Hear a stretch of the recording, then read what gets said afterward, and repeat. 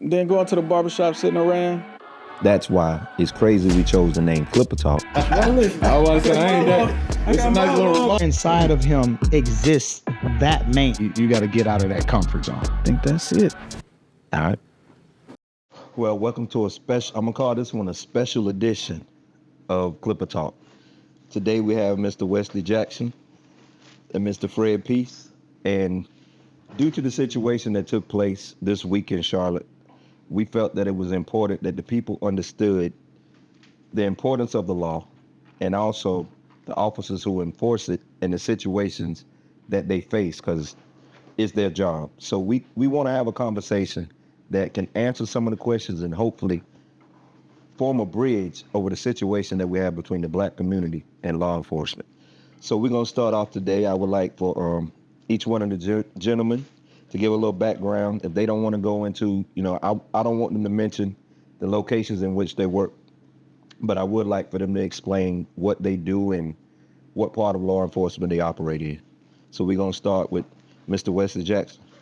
All right, so I'm Wesley Jackson. I grew up in a small town in Virginia. I started my law enforcement career in May of 2015, so 9 years this month. Started out in the jails, then ended up doing some state work, and now I'm in the feds. That's pretty much all I got for that. All right, now you Mr. Fred Peace. I know yours a little more colorful. Yep. So I'm from right down the road in Concord and grew up in Concord and lived in Concord my whole life. I don't work Fed, but I work more for like a local agency. I'm on the road every day.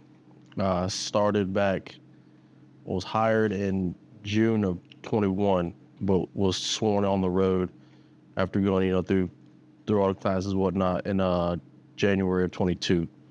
So this June will be 3 years I've been hired on, but I've only been on the road for about 2 and some change. All on the road, answering calls, traffic stops, more of the stuff people see like on a day-to-day basis. Gotcha. Okay.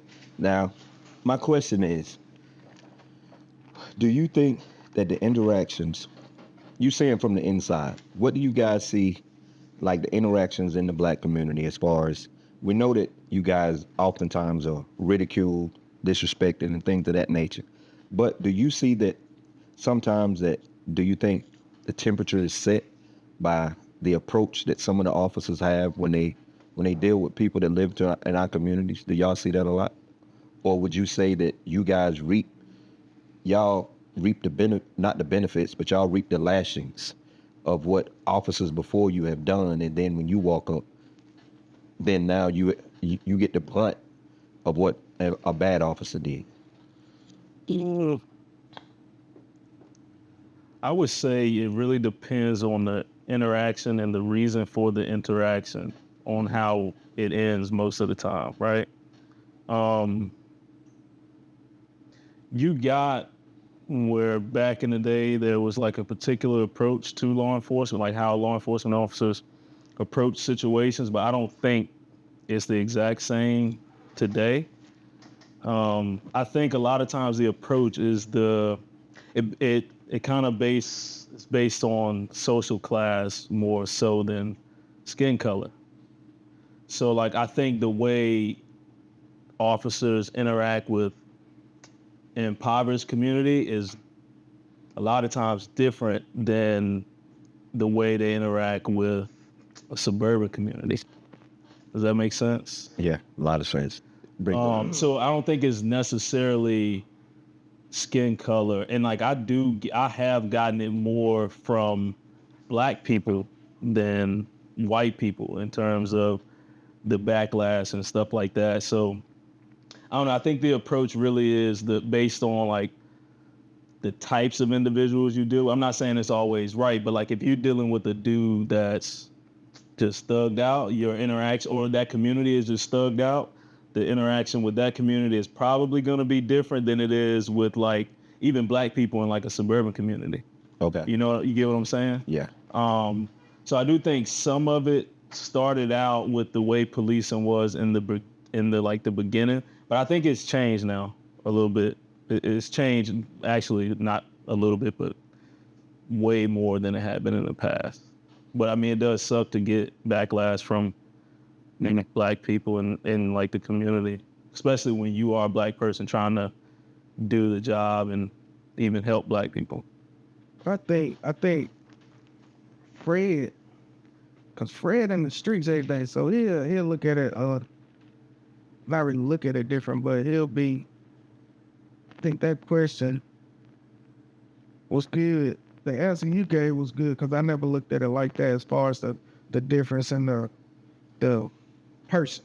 You know, like if you're in the hood, the reaction is a whole A little bit different. if he was in Valentine. Yeah. I think that the police, I still feel that sometimes even being at Valentine when you had that run-in with the police, I think it's different. This thing is still a little bit of the same. I don't think it's a lot more aggression. Because I grew up, I didn't grow up in the hood, but I seen my run-ins with the police was different when you catch me coming out of my neighborhood than if you catch me coming out of The hood. my cousin's neighborhood. Yeah. You know what I'm saying? So That's what I just said too. Yeah. So, but I was thinking Fred was gonna jump in because like he on the streets every day to see him. So Yeah. So in terms of the question of do we get like backlash more from Black people or less because we're Black officers, it depends on, you know what I'm saying, why I'm talking to them, why I'm interacting with them. If I'm stopping them because it's a speeding ticket, then I'm supposed to be looking out for them, or I'm a Uncle Tom, or I'm a this, that, and the third, just because I wear, you know, a uniform and, you know, other people don't. When I stop people, I want y'all to go out. And when y'all driving y'all's car, try and guess the race of every person from the back of their car. You can't. You can't look through and see what kind of color they are unless they're looking back at you like that. You can't really tell. But in the street, you get different people that say, I appreciate, you know, you're a law enforcement officer, because every agency you go to, there's going to be more white than Black officers. mm-hmm. I mean, 100%. Whether you're here, whether you're in New York, whether you're in California, you're going to have more white than Black. But for people to be like, that's a white man's job. Well, if you're Black and you see things on the TV and you want to make a change, then get in and be the change. It's easy to say you want there to be a change from behind your phone or whatever, but to actually get in and try to make it, you know what I'm saying, like you got to make a jump. I'm a recruiter with the agency I work for too, and we go up to Winston-Salem State University. I mean, that's HBCU. I've had more interest going up there than I have at App State, than I have at Western Carolina, Eastern Carolina, which threw people off because the majority, when you look at it, is Black people have a problem with us just due to the news and what happens in the news. And I think the news is horrible. If it bleeds, it leads. You know what I'm saying? I got stopped when I was 16 by a white officer. We talked on the side of the road for 30, 45 minutes. The next weekend, I was at his house, eating food, hanging out. But that won't ever be on the news because it was a good interaction. Right.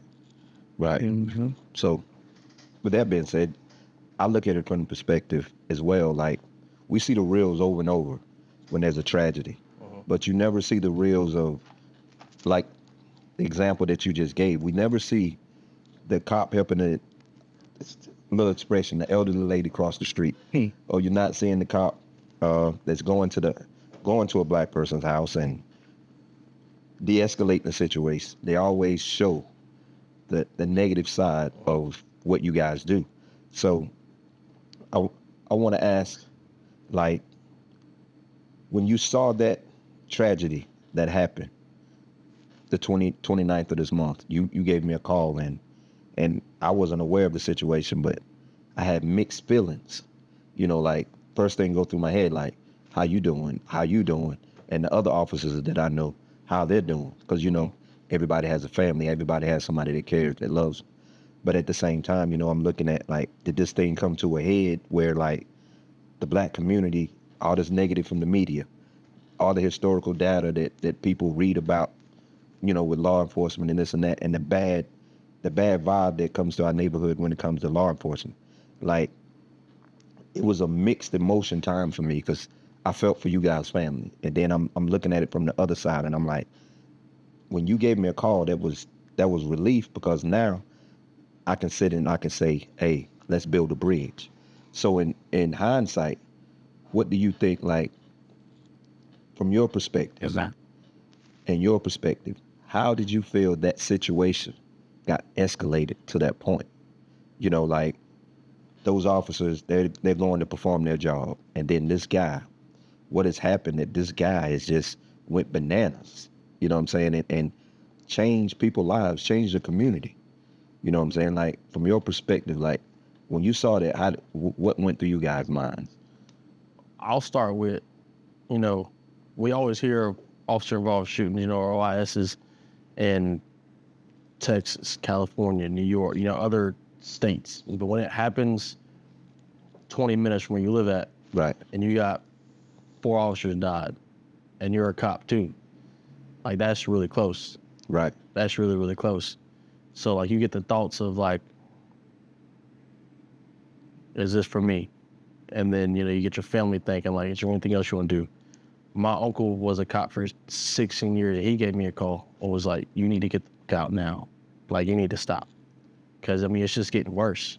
It's like back in the day, it was you may or may not get an officer-involved shooting. Now it's like, well, when is mine? Yeah. Like, when is mine going to happen? My 6th day on the road, we had an officer-involved shooting. 6th day, and I'm new. Right. I'm looking at the dude's body, and I'm like, this ain't no TV show. I'm here. This is where I'm at. I'm putting out the crime scene tape all around the scene, and I'm new. Like, I don't really know what this life is about. Right. So when it happens in your backyard, it makes you think like a lot. And I'm not saying like those officers didn't have all of the training, because the marshals are some of the baddest students. Right. Like, to be a U.S. Marshal, I mean, even in the Fed, like, you go through training on training on training. Like, those are some of the baddest dudes. And for that to happen, you can train your whole life, but stuff still happens. You know what I'm saying? I mean, accidents and freak things are going to happen regardless of how much training you've been in. So when I heard about it, you know, I felt for the officer more so because he went to my church. His wife was my girlfriend's high school teacher. So, like, that's even closer than him just being a cop. They hit home. You know what I'm saying? Yeah. So, like, we got that. There was an officer in Concord that got shot and killed in 2020. That's close. Right. I live in Concord. And that was right when I was getting into it. And I'm like, is this for me? Right. It makes you think. Yeah. I know for me, I got a call from one of my guy that I used to work on the same unit with out here. He called me that day and was like, hey, there's an active shooting going on in Charlotte or whatever. Have you talked to your boy? And so I immediately started thinking about DeAndre down there. And so I reached out to him right then and was just like, Lord, please don't let him be one of these people. And then he got back with me and told me he was fine. He was out there, but he was fine. And that hit home for me, you know, first because of that, you know, it being DeAndre worked for CMPD and, you know, we were real close. And then secondly, because I worked on a full-time warrant team for a year and a half. I did it full-time every single day. And I participated in over 300 arrests just during that time frame. And it was a reality, just like, you know, that could be me. It was 8 of them, I think, that was shot, 4 of them dead. 2 were state probation officers. 1 was a deputy U.S. Marshal, and then 1 was the CMPD guy. So every facet of law enforcement was out there involved and, you know what I mean, and got, you know, hurt. And then there was, I think I read that there's 8 kids now that don't have a father because of that.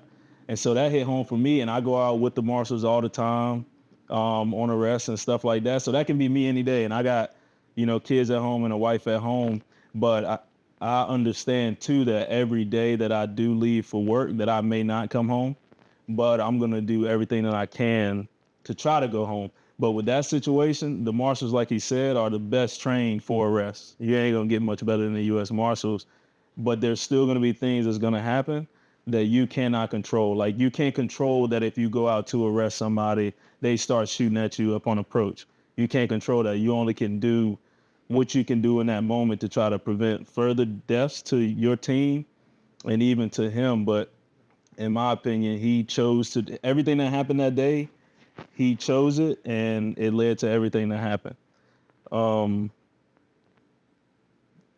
don't know if that was, just mad at the police type, but I don't think it was that. I don't think it was just because he was black and he was tired of police that he ended up doing this. I think he already made that decision that he was not going back without a fight, and that's what happened, and then it led to all them dying. So as far as like bridging the gap when it comes to that particular situation, I don't think that was the case. I don't think it was a, because I'm black and I'm tired of what cops doing to us that I'm going to do. I don't think it was that at all. Okay. I think it's more of an individual. I think he just didn't want to go to jail no more, and he just chose to do that. But what he did was he ended his own life, and he changed the lives of 8 other people, 8 other officers, and then 8 kids too. Right. So I don't know. It's just one of them things. You just got to know that you may not come home, and then try to do everything you can to make sure you go back home. And there's going to be things like you can't control it if you're walking up to a house and somebody shoots you. You can look at every single window. I'm sure with the marshals, that amount of people, they had every window trained as they was approaching the door, like they had a gun on every single window and walking up. But if a dude starts shooting you with a rifle, there ain't a whole lot you can do. Right. And then some of y'all fall down, you're trying to get them out and they keep shooting you. It's a part of the job that happens, and you can train as much as you train and use what you learn, but some things you just can't prevent. Yeah, I checked on DeAndre myself. Yeah. When I heard about it, but it was crazy because my daughter was like, you check on DeAndre? I was like, I did. So we text him. So yeah, that when I heard about it, she told me about it actually. I was like, yeah, let me check on him. Hey, man. Yeah, it made me feel good when, he responded right away too. It was a good feeling. And I also had another friend that I played football with, went to high school with, and he's a supervisor at CMP. He's a sergeant at CMPD. So I reached out to him too, checking on him. And it was just good that it wasn't somebody that I knew personally that was involved in it. But what we forget too is that somebody knew them people personally. Right. That's somebody's son. Somebody's son, their husband, their dad, and even like coworkers and colleagues. You know what I mean? Like, so you got to think about them too and what they got to deal with. And that, to me, that didn't have to happen. You know, right. If you do something, you own up to it. And then from my understanding, it was just like a possession of firearm by felon. He probably wasn't going to do that much time for that. And you just fight it in court. You may win. Or you may plead to probation or something, you do a year or whatever, but it doesn't, it should, yeah, you didn't have to die, and 8 other people didn't have to get shot, and then 4 died. That didn't have to happen. So I think it was something just specific to him that he chose to do. I don't think that's ever happened in North Carolina ever where more than 3 was killed in a day, let alone the same event. Phone call, yeah. Yeah. So that's a scary reality, but we choose to do it because somebody has to do it. If you didn't have policing, it would be pure chaos. Right. So it could happen on any day, on any call, doing anything. Because we walk up to cars, we walk up to houses. We don't know what that person inside is going through. Right. What they got in their head. If they want to hurt anybody, if they want to hurt themselves. We got people that want to kill themselves but don't want to do it, so they choose us to do it. So they put themselves in a predicament in which we have to react accordingly. Right. Now, I've been in that situation. now I got to do something about cop. that I don't want to do. Right. Regardless of how many people think that we wake up and just want to go shoot people, which, tell me if I'm wrong, is not the case at all. No one wants to kill another person. I don't care how tough you talk and that, because you gotta. It's deeper than just what people see. You gotta think. You're gonna be thinking about that. I have friends that have killed people. Law enforcement friends that have killed people, and it's not something that nobody wants to do. People barely want to kill somebody when their own life is in danger.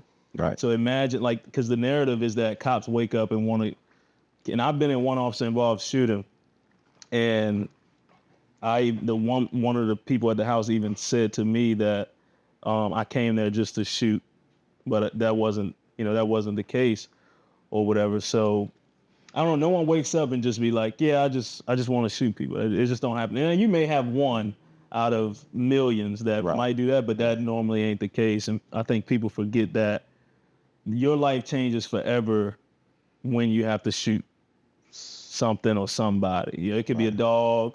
You got to shoot somebody's dog that's attacking you, or have to shoot a human being. Nobody wants to have to deal with after that. Right. If I could go my whole career without having to draw, I'd be a happy man. Right. Because see, people, this is the crazy part. Like, after an incident does happen, people don't know that you guys go through the psychological changes.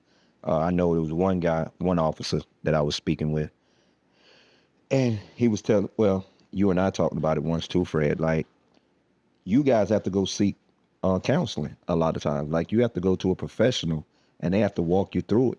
Because like, it's kind of like the military.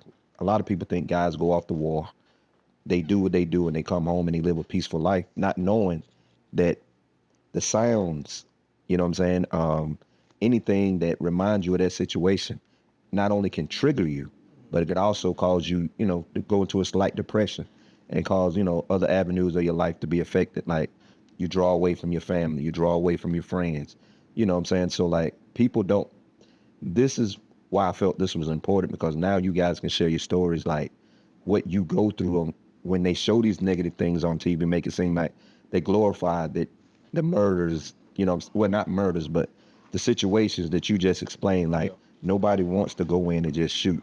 The situation happens, and some of these people want to die. Some of these people they just have they're built with so much rage and so much hate, and they got other situations going on and just looking for somebody to take it out on. But the media portrays it like cop killing, and it causes the black community to not respect authority. It causes, other communities to look at it, to join you guys' side, and it just forms a big, massive, like everything's about to erupt.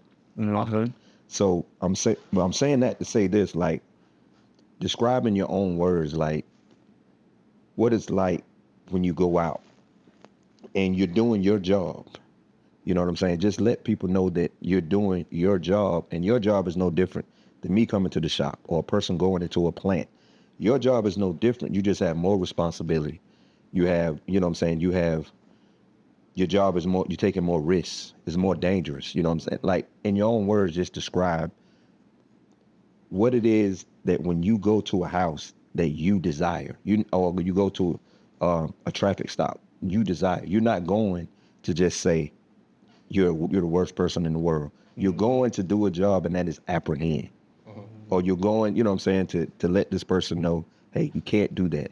Describe in your own words, like, going through a day in your life, just a day of your life, like, you could talk about a traffic stop, or going to a home, or you could talk about going to a home, just and put the fears, the apprehension, to let people understand that, hey, I'm nervous, but I'm not coming to bring you harm. I'm nervous because I don't know what I'm walking into. Right. I want to add this too. I want to be clear that my officer involved shooting was not a human being. I was attacked by a dog, and I had to shoot and kill the dog. So I want to make that clear too, because I forgot to say that earlier. But I've been in several situations where I could have killed people and I chose not to.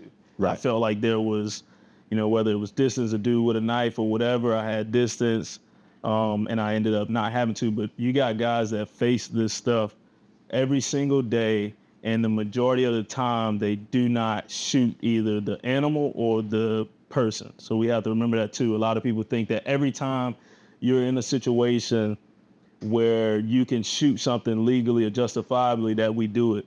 You know, I've been doing this a long time, and I've only had to shoot my gun one time. But even I've had several situations where I could have been justified and did not do it. Right. You know, not that I was scared to do it. It was just that I felt that I could do something else to not have to do it.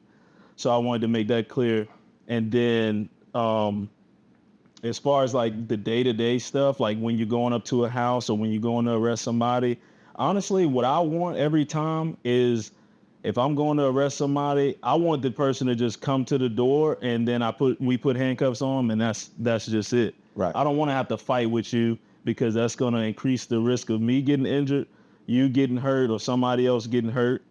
But it is the reality is most people, like if you're going to arrest them, most people don't want to go to jail. So even if it's a little old lady or the most hardened criminal, you have to most of the time approach with some of the same tactics or with the approach you would use for the little old lady or the murderer, because you don't know, like Fred said earlier, you don't know what this person is dealing with today. This could be the worst day of this person's life today. Like they could have lost, their wife, or found out their wife was cheating on them, or vice versa, or just lost their home. Or I just saw on the news yesterday where a 74-year-old lady went and robbed a bank somewhere because she got scammed out of her life savings. She was 74 years old, old lady. The older lady went in and robbed a bank after she lost. So you don't know what people are dealing with or what decision they're going to make that day to make you have to, fight with them or shoot them or whatever the case may be. So it's anytime you're going, to the unknown is what it is. You don't know what person you're dealing with. So you have to be apprehensive. You have to be like aware of, what's going on. You may have to put this older lady in handcuffs simply because you don't know what she's going to do next. So I would just say people have to realize that law enforcement officers, whatever you want to call them, are humans too and want to go home. So you may be nervous when you go to a house to arrest somebody, or nervous on the traffic stop, because when he do a traffic stop, he don't know who's in that car, and it might be somebody that's on the run out of Pennsylvania with 3 murder charges that he don't know, that he's about to encounter when he go up to this car. It happens all the time. You walk up to the car and they shoot you right in the face. So his approach to that person may be different, and you also don't know what call came out about this car. You might know you ain't done anything. Right. But they might have called your car in, your car plates, black male, and then they said he was waving a gun out of the window on the highway, but they got the wrong car. But he don't know that when he come up there. So he come up to the car and he only has information from dispatch. So he might draw down on you, do a felony stop, make you get out, get on the ground, do all that because he's trying to make sure he go home too. And the whole time, you didn't do anything. Right. But the problem comes if you start doing too much and then cause a fight. So my suggestion would be, if I know I didn't do anything, just follow all the instructions. And then if you feel like that you were done wrong, you file a complaint with whatever the agency is, whatever congressman or whatever you want to. But the time to do it is not during the interaction, because what if you end up losing your life and you know you didn't do anything? So to me, that's important, is just for people to, just in the interaction, try to treat law enforcement how you want to be treated. That should be reciprocated. You know what I'm saying? Because they don't know what they walking into, and you don't know if you're getting a bad cop today neither. Right. But even if you get a bad cop, it's not worth fighting it during that interaction, because you may lose. You're probably going to lose this fight. Right. And then, your life is gone or whatever the case may be. So, just try to be cool and calm and follow the instructions, and then after that, do whatever you need to do legally or whatever, if that's how it turns out. Gotcha. Yeah, that's what I tell my kids. Bro, the side of the road ain't the time to fight. Okay. If you feel like we'll go to court, like ticket, go to court, whatever it is, you can fight it. Like you say, your chance is better fighting it in the courtroom than on the side of the road at a traffic stop. Uh-huh. You know what I'm saying? But I think a lot of times too, some, not all, but the aggression of their office. Like I give you the same energy. So a lot of times when I get stopped, by the time you get to the car, my license, my registration, I have my gun out. I don't say nothing. And You know, just let's do what we gotta do, get my ticket and I go. well, You know what I'm saying? But if I done had those officers, that's aggressive. so So I'll give you the same energy. It's wrong, but hey, this is traffic stop. Like, you ain't gotta be aggressive. Right. But and let me add to that real quick.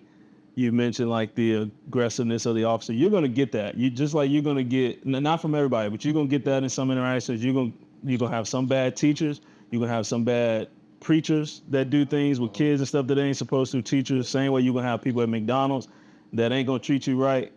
But the difference with law enforcement too is if you know how we always say law enforcement should de-escalate, right?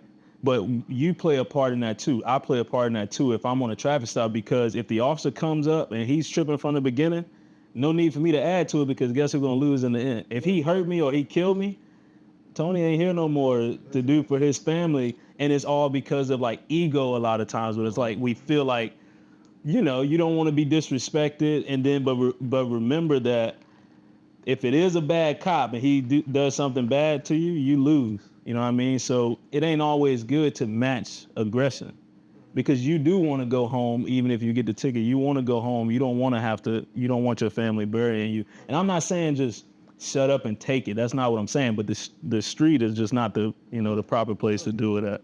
And I want to see you again, so I don't want nothing to happen to you. Cause it was a dude in here the other day and he was like, he got an e-bike, but it looked like a dirt bike. Yeah. Riding his e-bike, it was like an officer pulled up on him, was like, you better not. You thought he was gonna run? And he was like, what you talking about? But it's quiet. It's an e-bike. You ain't got no like when he thought about it, the officer, he was like, oh, he said, I just did a little roundabout around the car and took off. Like, but I think something like that, it could have been handled different. Like, I'm a man too.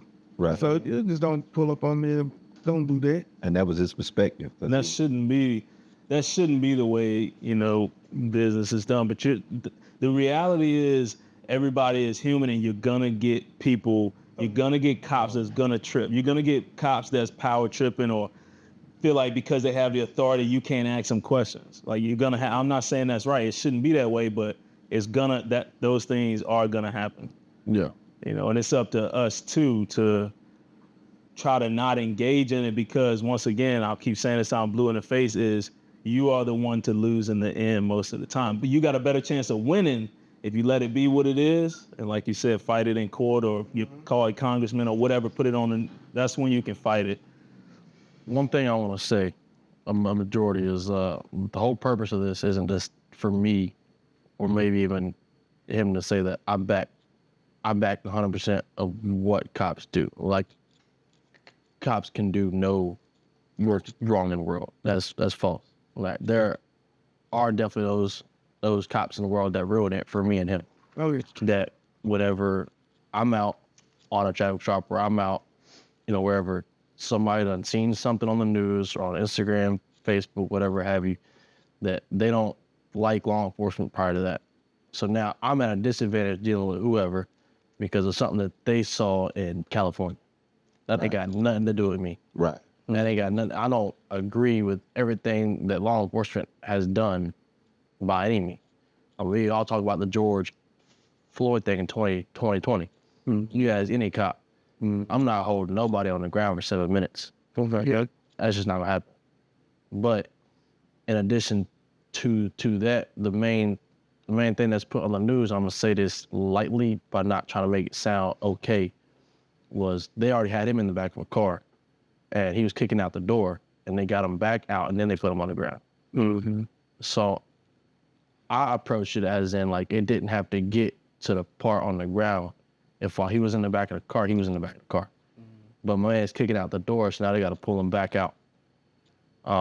Again, not okay that they got him on the ground like that for 100%. Because I mean, that was wrong. Every law enforcement officer in the world was burdened by that, because now everywhere we go, everywhere we look, people looking at us weird and different because of what happened in Minneapolis. What was that? You're just like putting it into perspective, like, because a lot of situations we only see that event, but you don't see like What happened totality of what happened. So like a lot of people probably don't even know that the only reason he ended up outside was because he was kicking the windows out or door or whatever. He was already in the back. He was already So if he had, so it kind of goes back to what we just talked about. If he was already he was already cuffed, it was done. He was already going to jail, whatever. If he didn't escalate it from there, and it's not his fault he died. I'm not saying that. Right. Because the cop was wrong. I am saying that. Right. But if he didn't escalate it to that point, they never would have had to take him out of the car, and then this bad cop never would have killed him. Right. Is what I'm saying. So try not to escalate it neither if you don't have to, because then he lost in that case. He's dead now. Right. And the job is very much so cause and effect. Like you learn that as a kid. Like it's hot outside, you walk outside with a jacket on. The effect is you're gonna be hot. So, Right. Yeah. Right. So I mean, cause was you was going fast. The effect is you getting a speeding ticket. Right. That's how I operate. Works. Right. And accountability. Right. And I mean, the main things you learn as a child is what, like, in the real world, they're not as easy as that, but that's how it goes. When you're a kid, your mom tells you, hey, you don't touch the stove. Why? Because you're going to get burned. Right. You don't do this when you get older. Why? Because it's not going to end up okay. Right. All right. And on a day-to-day, like you were saying earlier, my main thing every day on a traffic stop, on a domestic violence call, on a verbal dispute, anything like that, my main thing that goes to my head more so now than ever is somebody there is trying to prevent me from getting home. That's the approach I take. No matter how nice they seem, how mean they seem, whatever, somebody is trying to stop me from getting home at night. I work 12-hour shifts. That's pretty long. That's half the day. Right. I spend more of my life in my patrol car than I do anywhere else. Because I mean, we got regular duty and then I got off-duty work. So I spend more time in a uniform than I do anywhere else. So raises my likability of getting in a wreck. If you drive for 12 hours a day, something gonna happen. You don't get in a wreck. If you work for 12 hours a day, you're gonna get in a fight. You're gonna see a gun. You're gonna see this and the thirds. That's just our day to day, but it's a job like anything else. I wake up, I put my socks on, put my boots on, put my belt on, like everybody else. But my job is to hold people accountable for what they're doing. Right. Do you do like more like warrant stuff? I do warrant stuff. It's not every day, but Okay. So me, since I work for a local agency, every time somebody calls 911, I'm the one that's going out there. Whether it's an alarm call, whether it's a husband and wife in an argument, last person they want to see, especially if they didn't call 911, is me. Because 9 times out of 10, it's a neighbor, it's in an apartment complex, it's a neighbor in there, and then we get there, whether it be the man's the aggressor or the woman's the aggressor. More times than not, it's the man, yes, but I've definitely arrested women for like hitting a male. And in North Carolina, we have a 0 tolerance. If there's a mark, there's a scratch, anything, somebody going to jail. It's just how it is. When we walk up there, they're already up here. I mean, you fight with your spouse, that's your person. So they're already up here. Now when we walk in, they're even higher. Because now they got to argue with me about what's going on with them, and I'm just trying to get both sides of the story. And that's a lot of officer-involved shootings happen on domestic violence calls. Whether or not there's actually an assault that happened, it's just an argument, whatever. But that's a lot of our shootings happen on those just because emotions are already high. Yeah. But we always go, I go to every call, like someone is trying to stop me from getting home.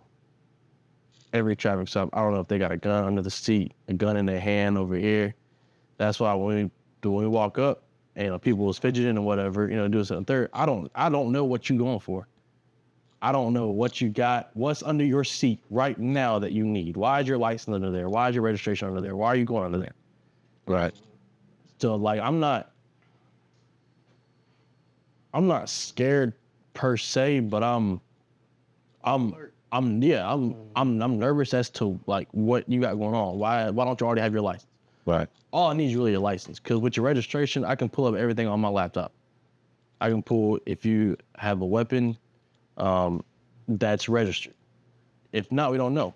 9 times out of 10, they're not. So when we walk up, and then you get people that are like, "Why the fuck you stop? What do you want? What's that? Your registration's expired. As give me a license, I'm gonna run it. You'll probably get a warning for a registration. You know I ain't tripping about no registration. Right. I'm not. I'm not. But that ain't no reason. So I'm saying no. Like when I walk up, in addition to what I was saying earlier, I don't know what that person's going through. Right. I don't know if it's 3:00 in the afternoon, and from the time they woke up until now, they've had the shittiest day ever. And now they see the lights, and now bro, I'm done. And they want to start shooting. So like when you get cops that walk up and people say that I had a bad interaction or whatever, it's usually based off of, I'm not saying that cops aren't power hungry, like you said earlier, because there's some kids in school that got bullied all the time. It was like, how can I stop getting bullied? How can I, get a position of authority to where I'm over everybody else and can't nobody say nothing to me? I'm gonna be a police. That's wrong. That's the wrong way to get into it. That's horrible. Me, half of my family was in law enforcement when I was growing up, half was in prison. I grew up looking at both sides. I'm a cop, my dad's a felon. So, like I was telling y'all prior to the cameras cutting on, my cousin got locked up a couple months ago for various charges. Well, I got in it because I was looking at the blue and the orange. That I want to be monitored every day, or do I want to be police? Granted, there's other things that I could have done. Right. But what I was looking at was I could have very easily went down this path. Or my dad did this, second, third. I'm gonna go do that. Or, my uncle was police. He makes pretty good money now. Well, I'll do that. Right. Definitely. And then make changes. Yeah. Like, I want to thank both of you guys, especially because I know that you had an incident that they kind of made you make a decision on which side you wanted to be on. And you just speaking about the incident where you had to make a decision. And I think I see a lot of black officers and people in our community, they call you different names for becoming law enforcement. But I think that listening to you guys and various other officers that look like us that are in the law enforcement, I can say that you guys went in to, of course, make communities safe, but at the same time, also fight the fight from the inside. Because since you guys mentioned DeAndre, I remember talking to DeAndre, and DeAndre was talking about an incident that he was able to de-escalate. I think I talked to you about it, about how he went with a white officer to a domestic dispute between two ladies. And, we're passionate when we speak. We speak with our hands, we speak aggressively. And not coming from our communities, a lot of people think that, that aggression, that passion, it's more aggressive, looked at it as aggressive. So he was able to de-escalate that situation because the gentleman was antsy. He told me about that. Yeah, he was ready to go off. Not go off in a negative manner, like take a life. He was ready to arrest her. Yeah. And and I think he did detain her. Cuffs. Yeah, he detained her with cuffs, but DeAndre was like, oh, take him off. Because he saw that situation was making other people around him more antsy. Yeah. But he explained to the officer that, hey, that's just how we talk. She's not going to do anything. That's just when we get upset, we're passionate. Yeah, we're animated and we're passionate. So I think a lot of what the media captures is there's diversity is coming to the agencies. Yeah. But a lot of those people haven't been exposed to our communities and how we act and how we respond. Right. So I think that that's how a lot of you guys get a bad, y'all get the negative publicity. You get and the people in our community call you Uncle Toms, not knowing that if it weren't for you, there would be more bad situations. Right. So I want to compliment and thank you guys for going in and fighting the good fight, because I want our community, and I say it all the time when they come in, I'm like, people come in and they talk about law enforcement, and then we talk to Sam a lot, and I tell Sam, I'm like, man, our community doesn't understand that they ridicule you guys, but if it weren't for you guys, picture all white, not knowing your community, traditional, following the traditional intent of the law. See, you guys changed the traditional intent because now you understand that, hey, the law wasn't written for us back then, but in modern times, I apply the law to today's intent. Like, Right. you guys, I want our community to understand that if it weren't for you guys, how bad it really would be, and you guys should be more heralded as brethren versus the enemy. So, like, what do you think, in saying that, what do you think we, the public, the people who agree with the fact that you guys are law enforcement, what can we do to raise that awareness and to spread that, hey, we need more officers to offset the misunderstandings? It's gonna come with it, experience. So, dealing with other black officers. When I worked nights, I came home at like 7 a.m. and there was this guy. He pulled up in an Impala, rolls down his window. I'm like, the fuck is he on? Like, I don't even know what. Like, it's real awkward. Early time, yeah. Yeah. And he like, hey man, I appreciate you. I was like, I appreciate it, man. He's like, yeah, man, we need more. He's like, I appreciate you're a black officer. You know what I'm saying? And you live in an apartment complex. You ain't trying to hide. My car's out front. He's like, we just need more that, understand us. Right. Understand us. And my dad's black, my mom's white. I get called mixed breed, this, that, and the third all the time. At a certain point, though, I mean, it don't bother me. It gets annoying, yeah. Like, why can't I just be a human like everybody else? Right. Like, I hate the, like, what is your race? Because we're all a part of the human race. Right. Right. I have different ethnicity than people. Right. But we're all a part of the human race. I think whenever all humans, black, white, Indian, Hispanic, whatever you have, whenever we can start working as one, then the country will be a much, much better place. Right. Whenever we get some of the older population out, I guess, and they move their ways on, because when I met my girl a couple years ago, her grandparents were older, obviously, and they were brought up with the idea of black don't date white, white don't date black. Right. They passed that down to my girl's dad, so he was even like, I'm not comfortable with it, just because he hasn't never been around it, right, all that much. I went and met him. Now we talk on the phone almost every day. Right. Cool. It's gonna take, though, old people getting out of their ways, out of how they were brought up on. Because I mean, in the old days, it just wasn't like it is now. So it's gonna take some getting used to. Even like I mentioned, I'm half black and half white. I don't know if it's right that I do this, but I definitely use it to my advantage. I'm not gonna talk to everybody exactly the same. Right. I want people to feel more comfortable around me. Right. You know what I'm saying? I don't use proper English all the time. Right. I'm not walking up, hey sir, how is it going? Right. The reason I stopped you is this, that, and the third. No one wants to hear that. So I walk up. That's gonna sound bad. Whatever. If I pull up, my man's in an Impala on 26s, and I walk up and there's some brother, I'm gonna be like, hey, what's up, my man? How's it going today? Right. The reason I stopped you is your registration's out a little bit. Yeah, man, I know. All right, cool. Is your license straight? Yeah. All right, let me get that. I'm gonna run it. If everything's cool, you be on your way. He like, all right, cool. Right. You got any weed in here? Look, if you be honest about it, I done told y'all at least the amount of my worries is weed. Like, hey, weed, and I'm not calling it marijuana, because that's a robot.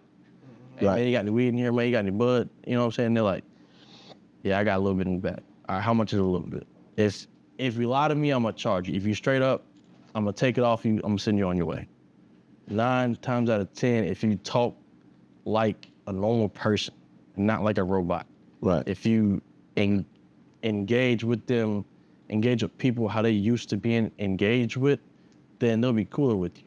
Right. You know what I'm saying? You just you can't use proper English all the time. It won't work in your advantage. Right. On the other hand of that, we're not supposed to at people, but I've had situations where I've had my gun out. And I'm like, get on the ground, get on the ground, get on the ground, and they still standing up. They're like, what? But the moment you say get the fuck on the ground, they're like, all right, cool. My man's being serious because he's. That's what he's used to. Yeah. Right. It's like when you use different words, people respond better. Right. They just. It's like you got to go where they at. Yeah, you gotta meet people where they are. Yeah. You can't talk to everybody in the same way because they're not gonna vibe with you. Right. They just not. Now, if I'm talking to some old head in a lifted up truck, hey, Bubba, how's it going today, man? They're like, hey, that's pretty cool. Yeah. Yeah. I'm like, man, what are you, 35, 38? Yeah, man. All right, well, hey, man, you're going a little too fast. If I talk to him like I talk to other people, he'd be like, Right. this dude sounds stupid. Right. You know what I'm saying? He talking like, am I straight? You got any bud? You know what I'm saying? He not gonna understand it. That's a part of understanding the culture where you from. Right. I go to family reunions every year. My family like, oh man, the police here, put the bud out. I'm like, y'all don't see a uniform. As long as y'all ain't like selling heroin or touching babies, I really don't care what you know. Right. I really Right. don't. I spend too much time in uniform to be out of uniform and care what my family doing in another state at a family reunion. Right. So that's a part of like even my family thinks I'm a cop 24/7. Right. I get called on the couch. Hey, there's something happening over here. You know what's going on? No, I'm on the game. I don't know what's going on. I got people that I ain't spoke to in years. Hey man, you still a cop? Yeah. What's happening at the mall? Don't know. Well, I'm not a cop all the time. listen, I'm gonna say this. You need to know so when we call, we'll know what's going on too. Because we concerned. I done had people say, hey man, y'all got any checkpoints going on tonight? I'm like, right. If you I can't tell you. That's what I'm saying. Like, Stay in the house. Same question. Stay in the house. if you want people, and it even goes to whereas people think because I'm friends or I'm family with them, I can help them get out of stuff. Stop sign, all right, bro, I got you. You ran a stop sign. If you even get a ticket for that, cool. I was drunk. Hey man, call my boy Officer Peace. Don't mention me. Yeah. Because if we're really friends, you wouldn't put me in that predicament in the first place. Right. And you be playing around too much. Be saying you're gonna do that. If you ever do that. He'll do it. He'll be the one to do it. If you ever do that, and it's anything less than your speeding ticket tone, I will not know you. Tell them you gotta tell them to up Tony charges. Whatever they was gonna give him, up it. Hey, search his trunk while you at it. Yeah. It was crazy. I can attest to the fact that people call you about crazy stuff because I call you about, to let you know that hey, the interviews will go. And you was like, hey, man, you straight? like No, you're speaking in Because they code called or me on something. Friday night, Right. and I answered. I'm like, hey man, you good? Yeah. He like, yeah. I was talking about the interview. I was like, I'm making sure. Right. Because, well, I mean, 1, 2, I'm calling you that late. Rice don't never call nobody. He might answer if you call. I've been getting the cut prior and see him look over at the phone ringing. Yeah. So he might answer if you call, but Rice don't traditionally call me in general. I think that's the first time he ever called me. So I was like, "Are you good, bro?" Like, you guys, I'm at dinner with my lady, and I'm like, "You need help." Yeah. So I can attest to that. That people call you all the time. And I hope this makes people realize, like, we are cops. Right. We are normal people too. Right. My man was in here getting his hair cut like a normal person, Right. like a normal person. And our families interact like no, Yeah. And so, I take these moments, like, this is why I love my craft. This is why I love what I do, because I meet all walks of life. And, like, we talk perspectives. And, sometimes I'm not on the cop side when we talk, you know what I'm saying? But we have the conversation. And with you, we have the conversations about, really like I'm the voice of the community sometimes. And you give me like you both have given me perspectives that sometimes our community don't see. Right. We don't walk in the shoes. We just see the highlights from the news. You probably never could see it that way until it's people that you know personally giving you a different perspective. Right. Because I know one time in the past, I forget which shooting it was, but I asked you were like hype about it and you didn't like it. Right. And I remember asking you, what if that was me or DeAndre in that cop shoot? What would you have wanted us to do? Right. And then you sat there and you were like, actually, I would have wanted you to shoot. Right. So, you know what I mean? Yeah. And it was one of them things because especially when it's not somebody you know and you're looking at it and you're like, hey, you shouldn't have done that. But then when I put a different face on there, you were like, yeah, I'd rather you have done that too so you could go home. Right, to your family. So yeah, I think these conversations, you know, they are important because a lot of times, you know, especially for me, is I always remember that I'm black first. Right. The uniform is a choice. The badge is a choice. I don't have to do that. I can take that off and work at, you know, wherever, Food Line, Dollar General, and I'm still going to be black. But I think a lot of times we don't have that open dialogue in our community. And so we never progress forward as a community when it comes to policing or law enforcement and the black community. And I also like what Fred said about being able to, you know, just talk to different people of different cultures. It makes a major difference. Right. You know, when you can relate to somebody, it just makes the connection different from the beginning. Right. And even back to what you said about DeAndre and the girl when he ended up de-escalating that thing, that happens every day. Right. There's people like us doing that every day, but nobody knows about that stuff. Right. And so we have to remember that 99% of people are just like us. They want life, liberty, and to be happy and just live a peaceful life. That's 99% of us. Right. Then there was like this old saying about, you know, the news will show, you know, it was like 99% of people want, you know, to live a peaceful life. And then you got the 1% that's going to cause ruckus. They're going to rob, steal, kill people, try to take from you, right? The news is going to only show you that 1% of people. It's not going to show you what the 99% of us are doing every day. And 99% of law enforcement interactions are the things that we just talked about with, you know, DeAndre fixing that with that situation, or, you know, they walking that old lady across the street or changing a tire, but it's not dramatic enough. So the news, it doesn't sell. They're not going to show that. They're only going to show that 1%.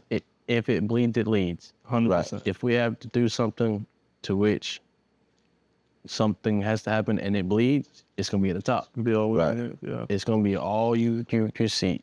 A cab, F the police, and a third. But then we go to work the next day and we help somebody out. And they're like, I don't know why are they talking about y'all like this? Like, I'm stranded on the side of the highway at 3 a.m. and you changing my tire while I'm sitting in the back of your patrol car, warm, and you're outside freezing cold changing my tire, almost getting hit by 18-wheelers. Right. Never make that. You know what I'm saying? Yeah. No, you'll never see that stuff. And that's what I always try to tell people is that's actually what's happening every day. The other stuff is not happening every day. That's 1% of things. And I always say that's always going to be the case. It's going to be the same with teachers and preachers too. Right. You know, that 1% are going to do something they ain't supposed to. A parent going to do something to their kid that they ain't supposed to molest them, rape, whatever. That's going to happen because we're human. Right. Right. But the 99% of parents are not doing that to their kids. The 99% of teachers aren't touching kids. Preachers are not doing that. But you got that 1%. And if we only focus on the 1%, we'll stay in the same spot. Right. You should want black people in the law enforcement community if you want things to change. Right. You know what I mean? Like, we're the only one, we know our culture. So just like DeAndre was just like, the girl probably was just being animated, and the other cop, he may not have no experience with our culture. Right. And so he took it as aggression because it actually is aggressive. It's aggressive, yeah. But we understand the type of aggression that she's probably not going to hurt me or somebody else, but it's just our culture. She's passionate. Yeah. But it's our culture, and we understand it. So whereas a cop with no experience of our culture may approach this situation differently, I probably wouldn't. And I've done this plenty of times. Right. And even back to him saying about, you know, being able to communicate with different cultures, but I use that a lot when I did warrant service. I go sit down, I go to a house, my unit, we go to a house looking for a person, and his mama might be home, and she might let us in the house. I go sit at the kitchen table with her, and I call her mama.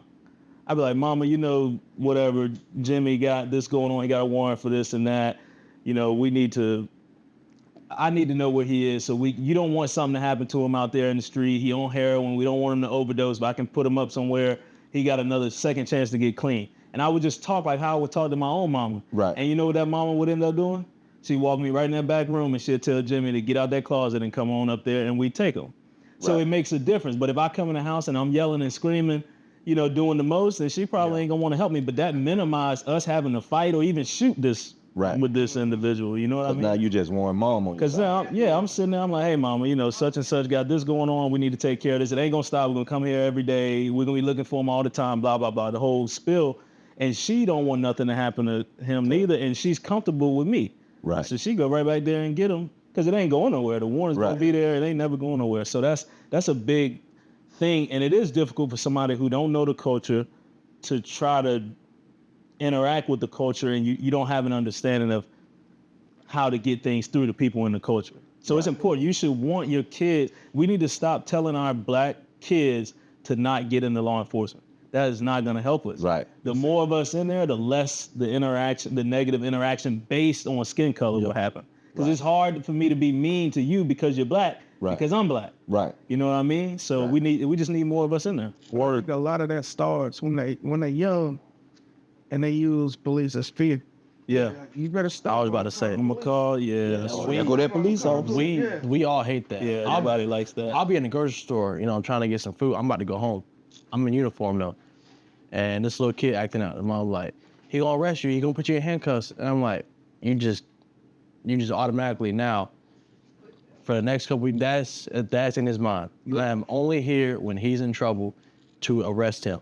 That is the only thing I'm here for. Now when he needs help, it all starts in the home. Yeah. Right. Everything, every issue of people you see nowadays was a lack of something in the home. Correct. It was something that went wrong, something that didn't happen. One of the stats I read, just while we on the whole blue and black thing, 73% of black households are raised without a dad. I mean, that's no secret. We all know that you know happens in life. I'm not saying that white households aren't the same, but it ain't as high as a number. Right. When you have that percentage of households raised without a dad, they lose what a dad is supposed to teach them. Right. Hey man, you can stop, hands on the wheel. Cool. Right. That eliminates everything. I've walked up, people had their hands on the wheel, like, hey man, you any guns in here? They're like, nah. Well, all right, man, you put your hands out and relax. I'm saying you ain't gotta be like this the whole time. You can relax. Even as little as things as like if a man walks in the room and he goes to shake your hand, if you sit down, stand up. Right. You know what I'm saying? It's just everything that we go through people now, it starts in the home. Right. I get at least one call a week. My 12-year-old don't want to go to school. Why am I coming to your house and tell your 12-year-old to go to school? You are a parent. Right. You are a parent. And I am pro. Not butt whooping. Not Whip that high. yes. Whip that high. I'm pro discipline, not Beat. not yes, yeah, not abuse. Right. I got my butt beat Right. like every other day because I was acting out. Right. And it's even what we use now is called pain compliance. If you don't put your hands behind your back, then we make your arm go a certain way to where it hurts, and you're like, okay, I'll put my hand behind my back. Right. When you're a kid, you do something wrong, you get beat. You're like, okay, I'm not gonna do that again Right. because I just got beat. Right. That sets you up for life. If you don't get whoopings when you're a kid, you have no consequences. If you don't get put on punishment, then you think you can grow up and do whatever, not have any consequences. You ain't gotta listen to mom, dad. You ain't gotta listen to the police. Right. There's no respect for authority Right. whatsoever. So if it don't start in the home, you just setting them up. They get in trouble at home, they'll get in trouble at school. They get in trouble at school, they on drugs. As soon as they turn 18, they go to jail. Yeah. Yeah, because it all starts when they're young. Because like Yes. when you grow up and you don't have you live without a conscience or you live life without consequences, you don't think about what you're doing. Like discipline brings awareness. Yeah. And we see it all the time when kids come in here. As soon as a child sits down, there's not a father in the home. Just how they act, like a lot of kids, how they carry themselves. Like a lot of kids, man, I can tell that they're raised by mama because they're emotional. And they walk in like this, and they don't say to nobody. Yeah. They just sit Yeah, down. yeah. They these things, iPads, tablets, Them the parents. have ruined people because the parents don't want to spend Easier actual to- time. Yeah, and I'm like, guilty here of it that is. sometimes. It's easier when to keep them busy, you just give them something. But we got to get away from that because it ain't used to be that way. Right. Before you had the tablets and stuff, you had to interact with the Go kids. outside. Or send them to Go do actually something. play. Right. Now it's like, if they whining or whatever, take your tablet. Right. I don't want to hear. I want to watch TV or whatever. Right, yeah. So, But yeah. go outside, go get hurt, went into a tree, all this shit. Yeah. Go do something outside to where you have to go and make friends. When I was a kid, I didn't call nobody. I went random about, hey, is Johnny home? That's the little conversation there. Right. That you grow up and you learn how to talk to people. Right. You learn how to have emotions, whatever. Now people on their phones 24/7 and they keyboard warriors. Right. Say a lot behind the keyboard. They get in person Can't say a word. and now they're like, Don't know what to do. it ain't a video game. I don't know how to play it. Yeah. They just, and it's it all starts in home. That's true. All starts in Talking about them bikes, like in our day, we knew it. It wasn't online. We didn't play Yeah. game online. Right. They had dinosaurs then. Huh? Yeah. It was a couple left. Like the Flintstones. But you knew where everybody was because that's where everybody bikes at. Yeah, laid out in the Yeah. yard. We had Tony House playing Nintendo. Yeah. You know what I'm saying? Like, Yeah. so And you brought up, you brought stats into this equation earlier. Like, a lot of people don't know that the percentage of blacks killed by law enforcement and whites killed by law enforcement, it's a big difference. There's actually, I was looking at some stats. I don't remember the exact percentage, but more whites are actually killed. Yes. I'm so glad you said that. Yeah, more whites are actually killed by police officers. Yes, just like there's Than more. blacks. 2 hours ago. Oh yeah. I was looking at it. Yeah. Yeah. There's more white fathers not in the home than black too. Now. Yeah. Now. Like Yeah. when you actually look at it, because people forget that there's way more white people in the world and in the U.S. than there's black people. Right. So just by that, it's gonna be more. But they play with the percentage numbers. Yeah. And they make it seem like We have more now black people in the home than we actually have had Yeah. ever. But the issue comes with impoverished communities. right. That's where you lack the black fathers in the home. That makes a difference because those are the people that's going to interact with law enforcement more is black Right. people that live in poverty, not us who live in the suburbs. We're in the homes and we're probably going to have minimal interaction with cops, but the ones that grow up in poverty, that's where the dads aren't at. Or you get the dads that they are there, but they're criminals. Right. So then their kids hate the police. Right. But it's not even justified though. The only reason you hate them is because your dad lives a criminal life and he don't want you to like the police. Right. That's another problem. And you see him taken from the home and stuff like that. So Exactly. you don't, a child can't comprehend that dad broke a crime and now he paying the consequence. Yeah, you just see him getting arrested and the police are bad, but Right. you don't realize your dad just robbed Burger King. Or your dad just shot somebody. Or he just was- killed your neighbor. Or you selling poison to the community. So afraid of the police. So Yeah. I used to be in the car. Cop goes by, I look, and he's like, "Hey man, don't look back. Right. Don't look back." You know what I'm saying? We anywhere. And I mean, my dad's been a felon since he was like 17. Yeah. My dad's a felon too. Yeah. Yep. I mean, so I grew up looking at it. Right. And like, we didn't like the police. I used to have my dad call mom on the phone, like open up the front door or the garage or whatever. Like, why? They coming in hot. Let's go and do it. Because he used to ride on them boosters. And you open the door, all you hear is sirens, him rolling in the front, him and like three other people. So right then I'm like, okay, well the police is foul. Police is bad. Police is not good. Right. And then I go to my uncle's house, and my uncle got a police car. And I say, I'm going to the police, and I hear it from his point of view rather than my dad's. Right. It's very, very different. But it's bridging the gap is going to take a lot. There's a police department, and I think it was Texas, that did like a police simulation training day. And they brought in people who did not like us. They're like, here's a gun. It wasn't real, but it had like simulation rounds. Yeah, I saw that. They were like, here's the situation, go. And they're like, well, what's this? I don't know. What's the call history here? I don't know. What's the male's name? Does he have any guns? I don't know. They're in an argument. They're never called the police. Now and now you're at the house. Go. One, there was a dude that ran out the house. He's running at the officer. And the woman pulls her gun and shoots. And the dude's like, well, why'd you shoot? He was running at me. His hands were open. He didn't have a weapon. He was solely running at you. You have all these other tools. You have a taser. You have pepper spray. But the fact that he was running at you made you shoot him 3-ish times. Why? I was in fear for my life. Okay? So it's okay for you to say that now, but when you see it on the news, you're like, oh, fuck him, fuck this, fuck that. And he has all these other things to do, but he does that. Right. It's that When you're in that situation, split second. you don't have time to make a mistake. Right.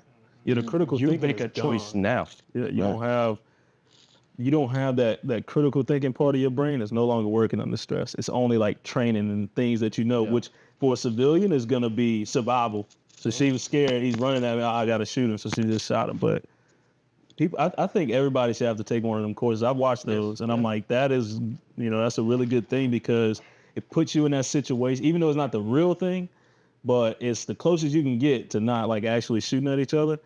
But most people would not be able to make the right decision or like the justified decisions. You wouldn't be able to do that. And then people Monday morning quarterback law enforcement on why did he shoot this guy with a knife, or the guy had a cell phone or whatever. But you have to really put yourself in that situation because you know that it's a cell phone after the fact, but you don't know. I had a guy with a cell phone before. I've had somebody tell me they were going to kill me before and didn't have nothing in his hand. Right. But you don't know if he said that to the cop and then all of a sudden this black phone, and you don't see things the same way. You get like tunnel vision. You don't see things the same way you see it watching on TV that you might clearly see as a phone. Where you can pause and go back, slow it down. Because the news is going to tell you that it was a phone. So when you see it, it's going to say unarmed person shot, they had a phone in their hand. So now you know this information, but I bet that cop didn't know that in the moment, and then you got to go home though. It's so that's part of your responsibility to not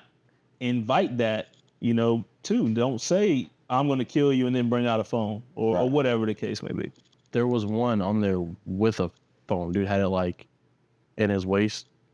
And the person they brought in, he went to go grab his phone and the dude shot. And it was like, well, he was reaching. I'm like, right, but here's a tweet you had from 2019 where this dude said he was reaching, but he didn't have nothing.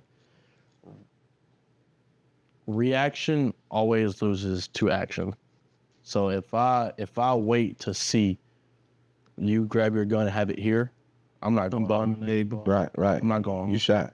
Just like they say on the basketball court, the second man always football. The second man always get in the truck. Yeah, you get caught. Yeah, when they get caught. Yeah. If I wait till I see, okay, he has a Glock in his hand, I should probably grab mine. I'm done. Yeah. Yeah. Unless your click brain has to process the information that you're seeing. You see it with your eyes, then you got to tell your brain that, and then it's got to tell you what to do next. Right. So you already done presented the Glock. I got to realize that you got a gun, and then my brain has to tell me that I need to get my gun. Then I got to get it out the holster. Then I got to try to aim it at you, and then I got to try to shoot you. Too late. And all that happens in like maybe not even a second. Right, it's a millisecond. People don't understand that. But that millisecond is the difference between you going home or you not going home. Right. Our holsters aren't like a grab and go. Like it's not. Yeah, it's like up 2 or 3 levels. You gotta. Don't give them the secrets now. Well, yeah, if I get you on the side of the road. Shit, I'm sorry. Shit. But I forgot we're doing the podcast. But I'm just joking. I'm gonna piggyback off the part where we was talking about like teaching children bad habits. I'm gonna go back to an incident that we lived in, I think either Greenville or Fountain Inn at the time in South Carolina. And I remember getting pulled over by an officer, and I looked over. I got out the car. Well, I looked over at my wife, and I got out the car. My wife probably didn't understand why I got out the car, but I got out the car and I told the officer. I raised my hands and I was like, I have no weapon, I have no gun. I mean, I'm not coming to do you any harm. I just want you to turn your lights off because I don't want my kids to grow up being afraid of of police. You know, so I took measures throughout, you know what I'm saying? I teach my kids not to fear anything. You know, there's just respect that you got to have. Like, we teach our children, you don't say anything to an adult. You deal with your peers and we deal with the adults. Right. But, you know, and it's not out of fear, it's out of respect. And so I recall that incident, and I'm saying that incident because when I did that approach, you know, it surprised me. The officer, he turned off his light. I'm surprised he did that. But he turned the white light on instead of the blue light, because I told him I didn't want my children fear the police, and that blue light was going, you know what I'm saying, being pulled over was going to be, you know, a bad situation for him. And he turned off the light and left the white light on. And so that there, you know, is things that we can do, that the black community needs to do, that we can do, you know what I'm saying, to bring more awareness to we need black officers, or we need police, whether black or white. We need these people so the lawless people don't take over. You know, so I think that a lot of people need to take those measures and like teach the, you know, like I'll be willing to start a campaign, barbers and officers, because like we see the community, you see the community, and we're a part of the community. Right, and they come to us, and we're the, you know, black, white, Hispanic, whatever officers. I'm willing to head a campaign and be part of a situation where we just go out into the neighborhoods together. Mm-hmm. And like we, you know, because like they're gonna respect me because they come to me, they know to me, and we want that. And I think you guys are a pillar of the community, much like we are. And this conversation that we've had here today, like, you know, what I was telling my wife this morning, like I wanted to be the voice to where like I speak for the people, and then you speak for the law enforcement. But through the course of this conversation, it's like I learned so much to where it's changed my perspective, because I'm not wearing your shoes. You put me in your shoes, and I'm seeing from your perspective, like I have a family. And, you know, I already felt this part about having a family, but now it's the decision making. Like when you're going into a situation, especially in our community, you're trying to fight the good fight, but at the same time, you're trying to go back home. Mm-hmm. And you know, a lot of times. You're seeing it every day too, not to cut you off, but what happened in Charlotte is a prime example of why officers do some of the things that we do. Right. Is because of that situation. That's the 1% I keep talking about. Right. But you have to approach every situation that way, because you don't know if that day that's the 1%. Right. That's going to happen. And all we saw, CNN, Fox, the local networks, all they spend off was police is shooting, and you know they put the emphasis on the officers getting killed and the tragedy behind the officers getting killed, but nobody, they didn't have the conversation like we're having. Like, you know, much people, and even I in the beginning, I was like, what made this guy go off? What about our system is so broken the way he doesn't want to be apprehended or he doesn't want to go back to jail? Like, and, you know, I know a lot of that comes from traditional systemic law. You know what I'm saying? But like now you've given me the insight, like it didn't have to be that way. Like take your consequence. Okay, this happened.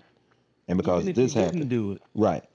Fight it in court. But you can't fight it right there. Not that way. Because it's been a misconception. People see the police now and they think judge, executioner. No. You know, you're not there just to apprehend, but you're there to execute and judge. Right. And so like we need to understand, the black community need to understand the protocols of law. You're there to apprehend. If there's a fight or there's a dispute, if you sit on a job, your job is to go apprehend this person. You don't care nothing. It's guilt or innocence. You have we have no part in that. Your only job is I'm here just to apprehend. Hands off. All I'm doing is take you to jail. It's between you, your lawyer, the magistrate, the judge, the prosecutor. What happens next? And you may win the case. Right. There's a chance you may win, or if you want your freedom bad enough, you're gonna pay whatever you got to pay within this system to get either no jail time or the least amount of jail time. But it's up to you. That shit is a warrant. Like you don't like I've arrested people of warrants out of a different county. It ain't nothing between me and you. You didn't do nothing to me. I didn't do to you. And you may get out there. I'm the middleman. Yeah. Right. It's just my job. I'm the middleman. I see it. I gotta do it. I arrested one of my boys from high school the couple months ago when I went to Buffalo Wild Wings, and he was my servant. So I was like, bro, please don't spit in my shit. Yeah, I had to go somewhere different. And ended up, but like when I arrested him, he had a warrant out of MEC for failing to pay like It's like a warrant, but it's a cash compliance. So that's all he had to do to get rid of it. Yeah. And he didn't. Was it like child support or something? Yeah. So and it was $536. But I'm like, I gotta take you as a warrant. I can't just be like, oh man, turn yourself in. Like, we gonna go. Right. Whatever. But I'm just the middleman. Right. So don't shoot me. Don't kill me. Right. I just gotta enforce this. Your real problem is between you and the judge and magistrate. Why do I need to get shot and killed when I'm just a middleman in doing this? Right. You're doing your job like anybody else. 9 times out of 10 with warrants, people are like, if I walk up like, hey man, you got weapons in the car? No, you got any drugs, anything like that? No. How about put your hands on your back, you're under arrest, whatever. Like, why you got a warrant? All right, cool. If you're cool with me through the whole thing, I will tell the magistrate that you was a cool dude. Yeah. 9 times out of 10, you get like a written promise. Yeah. A written promise is, I promise to appear on this date and time. Sign, I'll take you back to your car. Cool. I've asked you before, hey man, what kind of music you listen to? I like little Dirt, young Dolph, and we'll bump the whole way to the jail. Right. With the cameras on. I don't care. Why am I gonna sit up here and treat if we got to fight, if you run and I gotta tackle you? My job is to catch you, your job is not to get caught. If you run, cool. I'm gonna catch you, I'm gonna catch you. You're not getting away. I'm not gonna let myself lose. But I'm gonna pick you up, I'm gonna dust you off, we're gonna go to jail. Yeah. You know what I'm saying? I'm not gonna have, your pants hanging down, you all dirty or whatnot. You're still a man. Right. Right. Yeah, you ran. Yeah, you wanted to fight. Cool. Once we get past that, I'm not gonna hold that on you. You didn't want to go to jail. You just ran. Right. He lost though. Yeah. And you won. Yeah. Fred is the example of the majority of cops. Right. This is literally what the majority of cops would say. This is how they do business. But it's just a small percent that we see on TV. And I'm not saying that there's not bad cops, because there are, and I've said this a million times, there's bad teachers and preachers too. Right. You know what I'm saying? So bad cops should be held accountable. I think bad cops are held more accountable today than ever. Right. Anytime in our history, I think today is the time that they're being held accountable more. So I'm not saying you have to go out and, waving a thin blue line flag or nothing like that, but cops aren't the enemy. Right. You're going to have that bad one that does, what he does, but the majority is not that way. It's going to be exactly how he just described it. Even white cops, too. Right. Don't get me wrong. So when you got that bad opposite in your precinct or whatever, do you be like, hey man, chill out? I've done that plenty of times. But there's a risk to it as well, though. But like, say for example, if there's a bad officer, usually there's not just that one bad. There's a few of them. Yes. And so you guys have to be careful, like how you approach that, because you may have to go to a call with these guys. And I've heard tales, and this goes to something that happened in Baltimore, where like a gentleman had went in and he was trying to expose the bad officers. And he ended up having to go out on a call. And, they went back and they found out, from research that it was not the person they was pursuing that shot and killed. They took it. Right. They used the situation to take. So there's a risk, even involved with.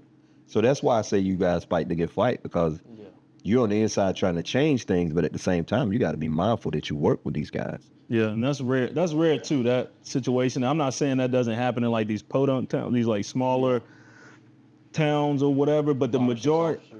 Yeah, exactly. Majority of the time, that's not even the case neither. It's normally not going to be a bunch of guys on your unit that's bad. Okay. But you will have that throughout the country. I'm not saying that, but the majority is not even going to be that way. And I've been in, physical altercations with people we're trying to arrest, and somebody was doing too much, and I done like smack their leg and was like, chill out. Or like that happens every day too. Right. People don't know that. Right. And I'm not saying it was even a black suspect either. Right. It's both. It's been both. Right. And the cop wasn't always white, you know, even with black cops. I mean, sometimes you get caught in the moment of what's going on and end up going too far. And there's people out there every day that's saying, like, telling somebody to stop or chill out or leave them. I seen it on YouTube the other day of some cop, this black cop, I forget where they were, but he ended up telling the other cop, like, he put his hand in his chest and like pushed him away from the guy. And then he took the guy and talked to him, and that was it. But that's happening every day. Officers nowadays are so tired of being held to the standard of other cops that made mistakes, that when we get officers that aren't doing the right thing, we're quick to not want to work with those officers because they ain't gonna do nothing but make you look bad. Right, and they're dangerous. Yeah. You know, like, So I mean, I'm not saying it's happened where I'm worked at, because where I work at now, I haven't been a part of, you know, anybody that's not done the right thing, use more power than what was given to them. I haven't been a part of that. I'm saying if the occasion did ever arise in which I was like, do I say something or do I not? I 100% am, because I don't want them to do something while they're with me or them to do something while they're with my boy. And now we look bad because they was doing bad. Right. I mean, that, and we have a duty to intervene too.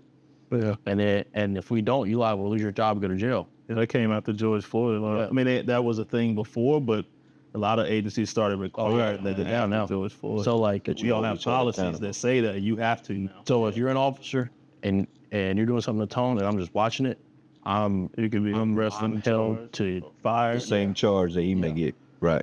Or like, Or if you he's could charged. you could get in trouble with your agency for failing to intervene. Yes. And see, this is the things that people need to know. And that's a good thing. That's not even a bad thing. That's a good thing. Because it's like now you guys are holding each other accountable. Yeah. And see, like, the community doesn't know that. That's why I'm saying, like, I think that there needs to be some type of campaign where pillars of the community, and that could be the title, pillars of the community, where we come together and we actually do something, you know, just show the necessity of police and black officers especially. You know, there's something need to be done, because I hear it all the time. And like, you know, like, I don't always announce. And you know it yourself, like, when you come in, you're laughing, you're interacting with everybody. And then they find out you're a cop and they be like, you're a cop? Yeah. You're a cool cop. You all right. You know, and then they ask your name, they ask them where you work. Same thing with you. I don't always put yours in the air because of your title. I know a lot of people in your agency, they don't it's best that they don't, you know, they usually kept secretive. So I don't always put it out there but when you guys come in and you interact and the people talk to y'all, they're appalled. I mean, they're just completely shocked when they find out that you're a police officer, and you know, you hear, realize we're normal people. right? And you talk to some young guys that, you know, God forbid, you might have to put in cuffs one day, but they were laughing, talking, and joking with. And so, like, that's why I feel like interactions between us on the human side need to take place, because now people, and I hope this interview can show people that you guys are people. You're not androids walking around saying, like RoboCop, Going away. get on the ground, you know, get in the car, put your hands behind. You're actually people that have lives and have people that care and love you too. So I hope that this interview can go out into the communities across the country, and people really raise awareness and understand that there's a necessity. And not only is there a necessity, I'm almost going to put, there's a responsibility. Yes. That law enforcement and our communities and other communities, not just black communities, but all communities began to respect law enforcement and understand you're the difference between us sitting at home and enjoying the privacy of our home without somebody kicking in your doors and taking what you have. You guys risk your lives to give us the comfort of traveling to and from, going to on vacations, living in our homes and going in stores and going places and feeling safe.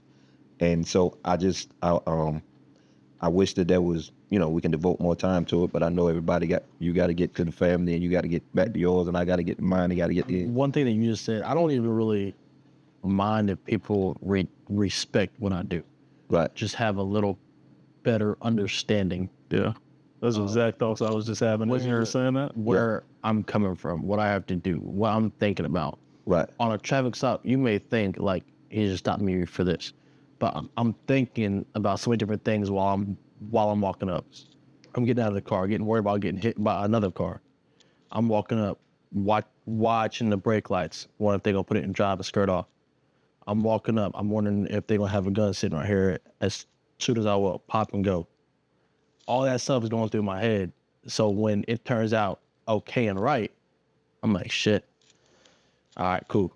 That's why It's like a breath of fresh air. Yeah. That's why they die early. Yeah. Once you Stress. retire from law enforcement, the life expectancy is 5 years. Yeah. That's why the average death is like 57. Like for the Fed law enforcement, you're forced to retirement at 57. Can't go a day past it. Because you're always so go, Adrenaline worrying is about this, that, and the third. So when you stop and you sit down, your heart is like, bro, we're supposed to be running, jumping, doing this, that, and the third. We're supposed to be worrying about this, and now we're not doing nothing. Like we're just sitting. So Or you go from doing nothing to heart rate way up. You know what I mean? You go from just sitting there, because 90-something% of things are not going bad, and it's that 1% of time that it do. And so you may be sitting there, or it's just a normal day or whatever, and all of a sudden you go from 0 to 100, your heart rate at 200 beats per minute, just like that. So that up down thing is what makes people in law enforcement and corrections not live as long as other people. But it's important too to like be working out and stuff like that too. Right. So that try to prevent some of that. But yeah, that's real. And most don't live much long after retirement. But I am. Yeah, right. I'm gonna be an old man.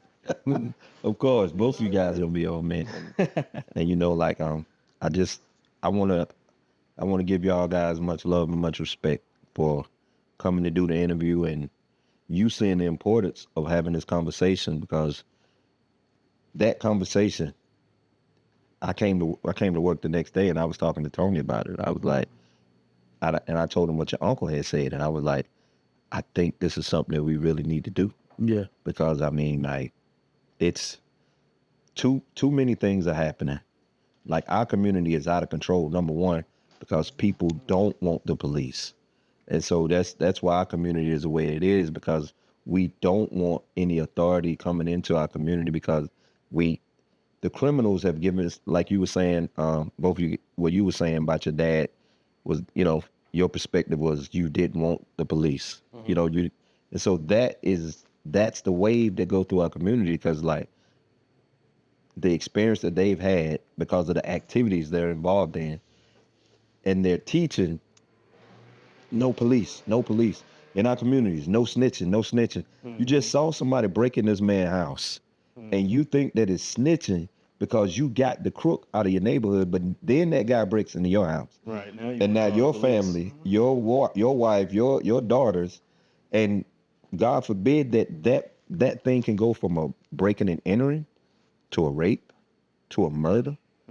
There's so many avenues, and we think no snitch is, if I'm in crime, and me and Tony laugh and joke about this all. We're not laughing joke, but you've heard us tell people too, like you're saying, if I'm not out here in the streets, I ain't snitching. You know what I'm saying? I'm keeping my community safe. You know what I'm saying? Like, so we need to take the responsibility of get these criminals out, because our grandparents live here. Our wives and our daughters and our sons are here when we're away. So we need to try to make the community as safe as possible. And, you know, there's no snitching and hating the police and disrespect, you know, just no respect for authority. It needs to change. You know, there's no place for it. And I want it to be clear too that we're not saying that there's no bad cop. Right. So I don't want that to get twisted. There are, and they need to be held accountable every time, but understand that the majority is just trying to help people. That's it. Now, I've heard also, and we can end off this, you know, if you guys want to make a statement after this, but I've heard situations where law enforcement had to be rough because they weren't respected any other way. You know, like, I know people who live in New York, and they talk about how they can be walking down the street and the cops come up, rough them up. You know what I'm saying? And they've done nothing, just walking down the street, and they rough them up. But then you know, in the same tone, I hear the guys talk about how bad it is in the neighborhood. So what they're trying to do is condition these people to, like, leave us alone when we come, let us do our job. But, you know, the approach may be different. You know, I mean, the approach is wrong. The socioeconomic class, right? The approach will be different than if that city in New York was a suburban Right. city. Even if it's black people there, the approach is just going to be different. Right. They wouldn't be roughed up. Yeah. Because the people and People aren't rough. Right. So let me ask this. I'm not saying that that's the best practice. I'm not I'm either, saying that's but- the reality, though. But they're dealing with a situation where they're saying if we don't do this, we won't go on. yeah, You know what I'm saying? Yeah, it's like the invoking they'll of fear. control everything. Yeah, it's like where there's no respect, you invoke fear, and fear becomes respect. The concept of respect versus it being natural respect. Because when I naturally respect you, I love you, and I care about your condition and your situation, and you know what I'm saying. And there's more understanding of when I interact with law enforcement, except for that one time that all of you guys know about, and that was basically because there was a misunderstanding. You know what I'm saying? And I took aggression to it because I felt like he didn't understand the situation and he didn't give ear to the situation. You know what I'm saying? So that's where my frustration came in at. And it was a matter of perspective. And I take even though it came out for my good, I take responsibility for that now in hindsight that I could have handled that situation different. Because now you know his perspective on his traffic stop, everything that cop was thinking and what was going on, and then you got somebody intervening that's not a part of the actual stop. Right. And it's kind of like you're juggling. You know what I'm saying? And so like instead of him juggling 3 balls, I threw a 4th on him. Yeah. And so, he was afraid he was gonna fumble and he reacted that way. So but I this conversation gave me, it's giving me that hindsight and it's giving me that more understanding. And I want to thank you. You were about to say something? Yeah, I was just gonna say, we was talking earlier about bridging the gap. Will it take more black officers to bridge that gap? Or will it take more conversations like this? I think a combination of both. Yeah. Because nobody had, like how Bryce said, he didn't really have the other perspective. You don't know until you know. So if the conversation is not being held, then I don't see how you would bridge it, if the conversations are being held. So nobody gets the other perspective. You only know it from a black perspective, but what we're given is a perspective from black people and from law enforcement. And then if there's more of us, it just by that, it will just minimize the negative reactions with law enforcement when it comes to simply because of skin color. Now, you're still gonna get a black cop that may not treat you good, but it ain't gonna be because you're black that he's doing it. It's just gonna be because he power tripping or he got bullied in school or whatever. So the more of us it is, it's gonna minimize it simply because of race. Right. I think. So I think you gotta have both. Yeah. Because it'll be a lot easier if a black officer policed a black neighborhood. I think a lot of time. That will help, but in addition to, I've had people say like, when I'm a cop, I'm not black, I'm blue. Yeah. They look at I've had people say like, I'm like, bro, I'm black too. They're like, nah, I'm not while you at work. You're just like, you're not unless you're blue now. Yeah. So I mean, like I'm trying to help, but then people neglect that help. It's almost like nothing is ever going to be good enough. But for the majority of people, more black officers, more understanding to what we think, what we go through, what we see every day, you know what I'm saying, will help. Because I mean, there's been days I come home from work seeing mama's dead, baby's dead, whatever. I've came home for it and I've thrown up for like an hour straight.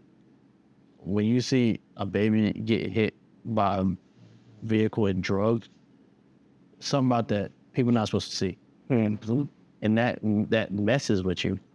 Like really, like the older people who were like, just the process of life just like died. Okay.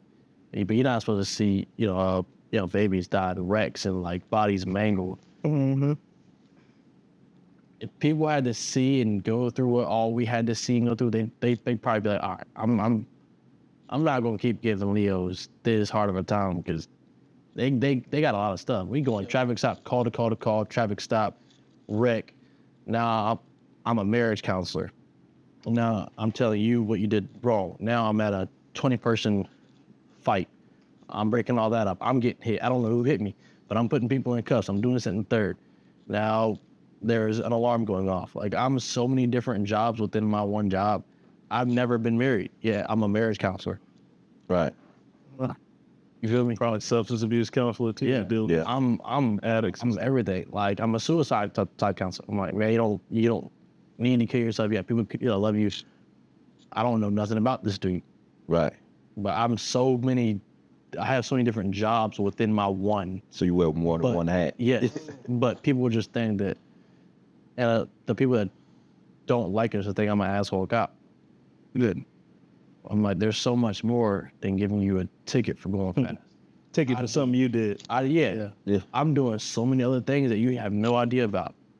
I work 12 hours doing, Everything. I wouldn't say the same thing every day because every day is very, very, very different. But I do a lot of different stuff. It's like a little barber with a gun and a badge. Yeah. Yeah. Because we have to do it. Like, y'all got a lot of people to talk to, a lot of sides to get. But, yeah, man, that's about it. That's what's up. Now I appreciate y'all. Glad to be here. Well, we appreciate it. Thanks for your time. Sir? What up, my brother? Thanks for Thank your you. time Absolutely. and adjusting your schedule. Absolutely. Glad to be here.